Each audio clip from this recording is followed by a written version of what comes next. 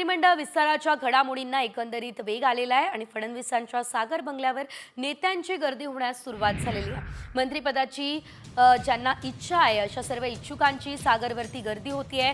यामध्ये प्रकाश सोळंके, राहुल आवाडे, राधाकृष्ण विखे पाटील याशिवाय संजय शिरसाट, संजय राठोड, कुमार उत्तमचंद आईलानी, नमिता मुंदडा, रावसाहेब दानवे, जयदत्त क्षीरसागर, बंटी बांगडिया यांनी आता फडणवीसांची भेट घेतली असल्याचं कळत आहे। आज एकंदरीत अखेरचा दिवस आहे। कोण कोण विराजमान होणार यासाठी, कारण उद्या मंत्रिमंडळाचा विस्तार होणार आहे, मंत्रिपदाची शपथ उद्या दिली जाणार आहे आणि त्यामुळे आज मंत्रिपदासाठी इच्छुकांची सागर बंगल्यावरती होणारी ही गर्दी आपल्याला बघायला मिळते।